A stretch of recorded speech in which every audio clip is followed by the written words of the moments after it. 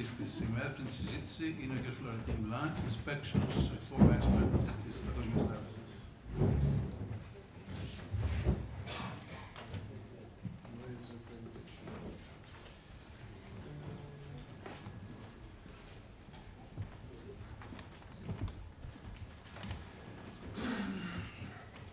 Good evening, ladies and gentlemen. Since pretty much everybody has gone vastly over time, I'm going to have the challenge to go vastly under time. And I've been asked to cover pretty much international experience and application to Greece in reforming regulatory inspections. So ready to cover this, I think I needed vastly more than I had. So I'm going to boil it down to very little. We've heard a lot about details and laws and norms and numbers of laws, etc. Let me talk about something else.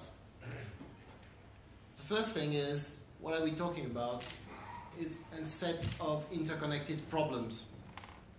When inspections and licensing and regulations, I mean, I would put this a little bit all in the same pot anyway. These are all, say, elements of the same complex. And they don't work well. They don't work well in all directions. They create a lot of burden for businesses. We've heard about this, and both to invest, to open, to grow, to operate. They create significant costs for the state and the economy, and they're also not very effective at achieving public welfare. So it's not like the businesses are unhappy, but it's great for the inspectors, or vice versa.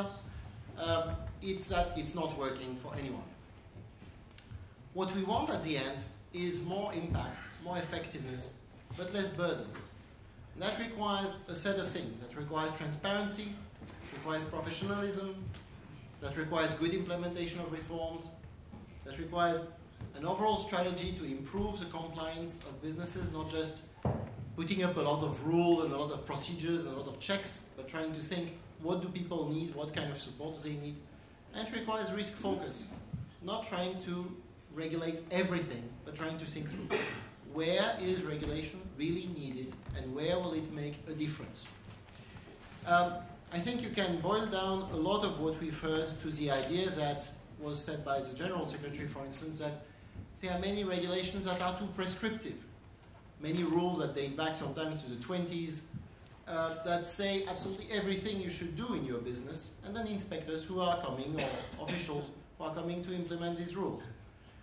And we need to reform the system thinking, where is it not needed? Where can businesses just work on their own and make their own decisions? And where is it needed? Like, there are real risks for the public, there are real issues that maybe businesses will not address on their own, and where we need to steer them, but also help them. And then how do we do it? Now, I'm going to skip all the text and go straight to the pictures. Reforming inspections is not something that's happening only in Greece.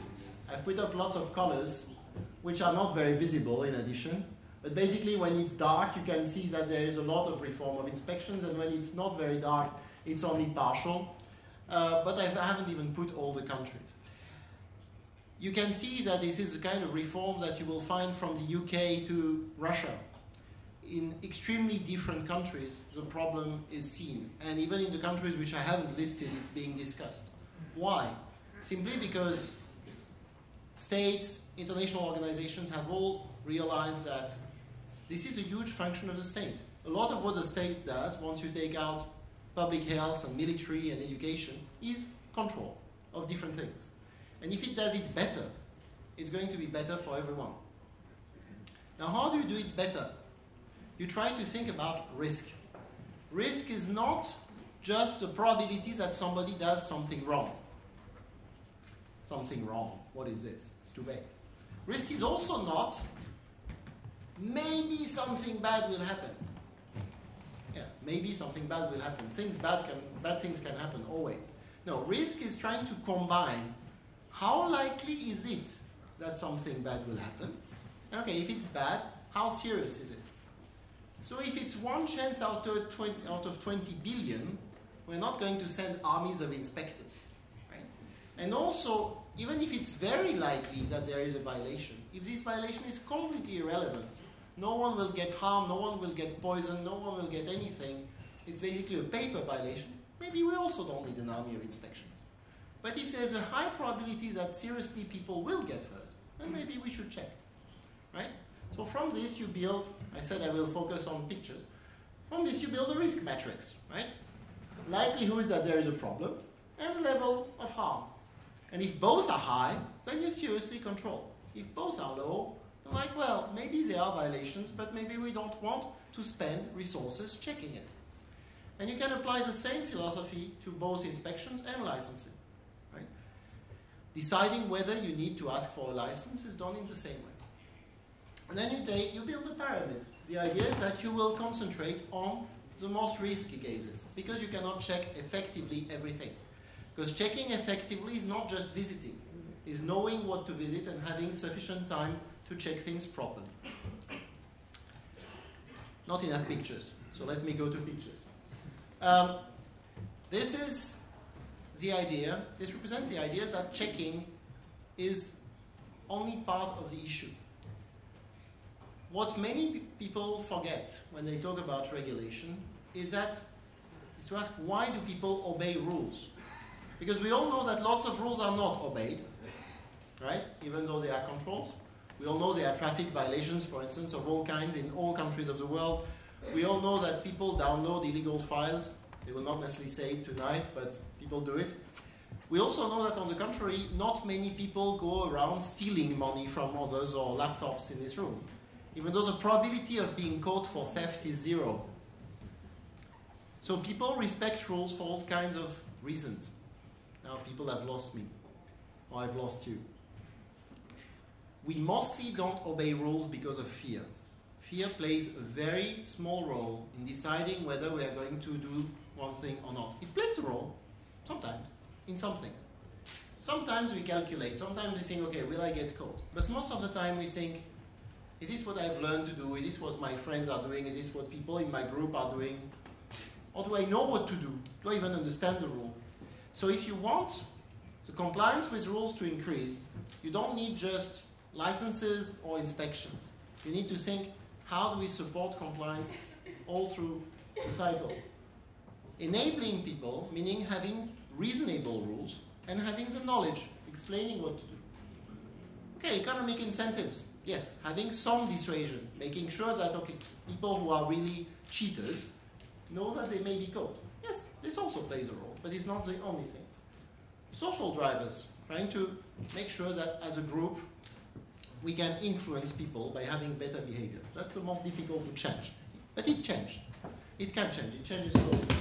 And legitimacy and interactions. That's going to be on this that I'm going to make my conclusion. Legitimacy and interactions is how people perceive the authorities. And we were talking about this just before coming with our colleagues from the ministry. There's a problem of relationship. It's not unique to Greece, but as in many other countries where I work, and I'm working around 30 countries all the time, there's a conflict between the administration and the business community. Maybe there are other conflicts in the society, but there's one here. And there's a lack of trust. The business community perceives that it's not trusted, but it also doesn't trust the administration, right? On both sides. Now, if this has a result of creating non-compliance and of creating bad behavior, you could say, or intrusive behavior on both sides. How do we change that? In other words, how do we change the culture? And maybe changing the culture requires us to think a little bit less about laws and bylaws and sub-laws and whatever, and numbering and numbers of years, and thinking about a little bit more about implementation and changing how people work. It takes time. This is one good thing that we've heard from many speeches tonight, that things can't get done in one day. Even if you change all the norms, even if you had perfect norms, if you don't have a certain level of trust on both sides, it will not work, right?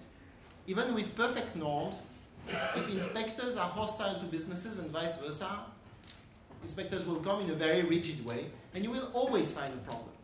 Right? So there needs to be a change in how the entire story of regulation is seen. Right?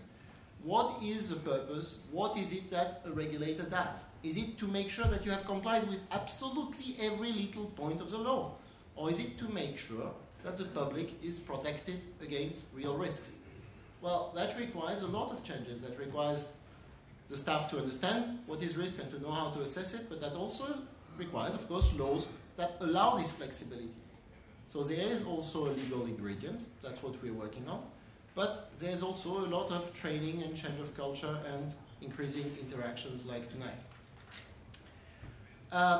One thing that could be done, and that's not just about inspections, is guidance. I'm just having some pictures here showing you how in the UK, when you open a cafe or restaurant, I know we are more talking about manufacturing, but the same is true in manufacturing, how you get help, understanding this is what you should do. Instead of inspecting you a lot, the government gives you a very well done pack of slides with every step of your operation explained.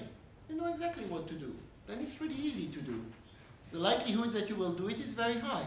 If you have no idea what you're supposed to do, it's much more difficult. So making efforts to give guidance and to provide confidence is a very, very important ingredient, and that's one we are hoping to put in the new system. Another one is to not always punish in a rigid way, is to make a difference between, am I seeing someone who is making a mistake, not very important, maybe for the first time, or am I seeing someone who is a criminal, who has been cheating and cheating and cheating and harming people many times, right? Do I have the same response? Well, probably no. If I do have the same response, then nobody has an incentive to play good, to improve. You know that you will be punished anyway, even if you do a very small mistake. So you will try to hide everything. If you have trust that the regulator will be making a difference between honest mistakes and really bad behavior, you will open up to the regulator.